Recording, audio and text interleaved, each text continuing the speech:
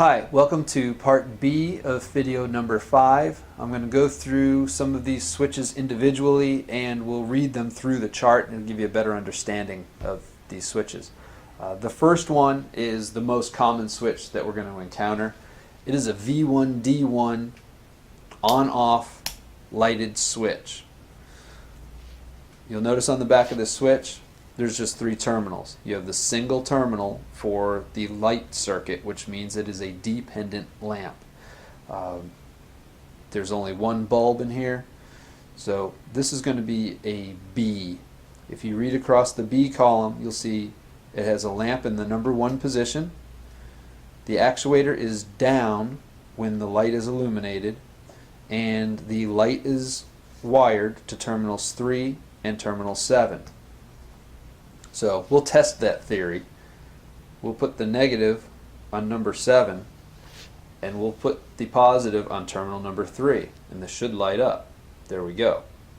However, we don't want it lit all the time, so we're going to wire it the traditional way where you have your power coming in at terminal number 2. That way the switch will operate properly. When the actuator is in the down position, as it relates to that bulb, it illuminates. Off, on. The next switch is even simpler, or more simple, or simpler, and that has no lamp at all. So you will see no terminals up in the 7 and 8 position. So no matter how you wire that, it is not going to light up. Typical for a horn switch.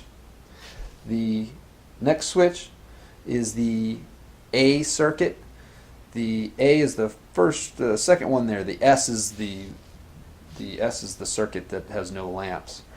A, if you read across, has a lamp in position number 1, which is going to be the top, and you'll see it says independent under the actuator position when illuminated. You'll notice the back, there's 2 terminals up at the top, number 7 and number 8. So number 7 is going to be the negative, and number 8 is positive, and as soon as we touch this, that lamp will illuminate, and that's going to stay illuminated no matter where this position is.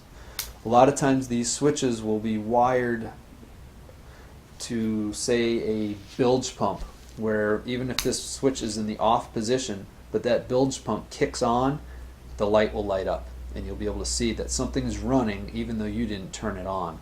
There's several other applications for this that are a little beyond the scope of this discussion. The next switch is the D circuit. This is a very popular one as well. It's a double throw switch, on, off, on. It has a dependent lamp.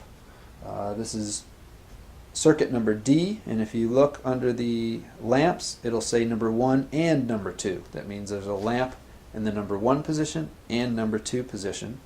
And if you look across to the actuator lens position, across D, you'll see that both of them are in the down. So that actuator is in the down position as it relates to that bulb when it's illuminated.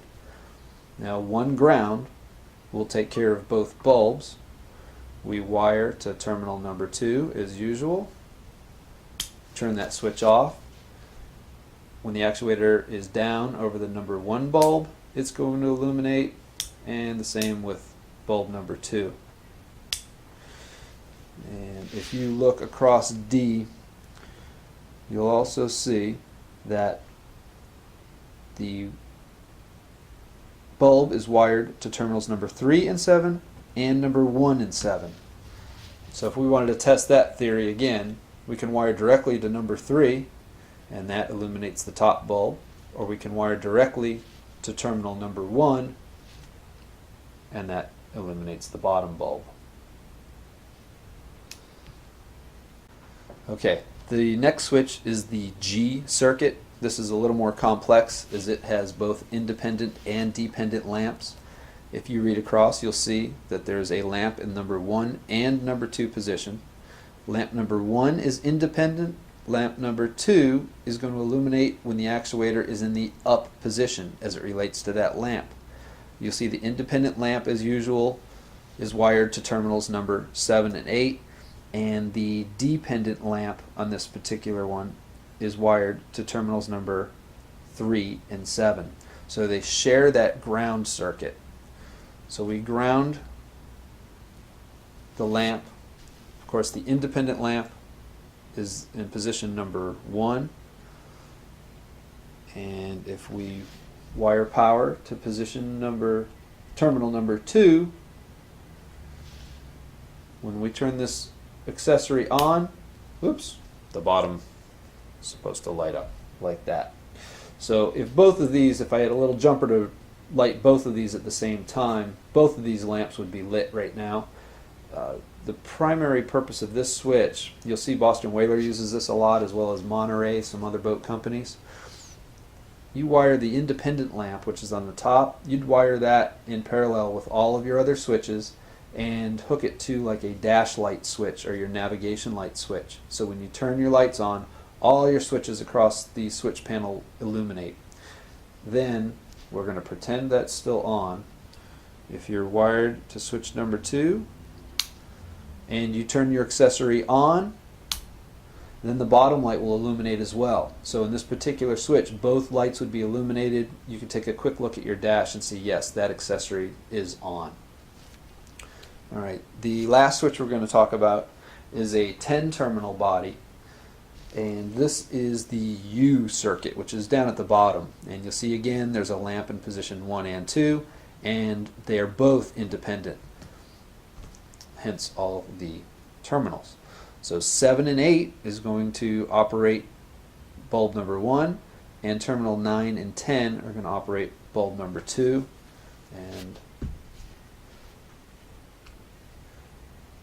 you'll see that one there, and that is independent of where that actuator position is. And we'll do the same down for bulb number 2. And again, you'll see this is a complex switch. It has both a green bulb and a red bulb, 2 independent bulbs. We're going to get into the coloring in the next video, which is going to combine a few of the part numbers together into 6, 7, and 8. Thank you for watching. If you have any questions, please email us.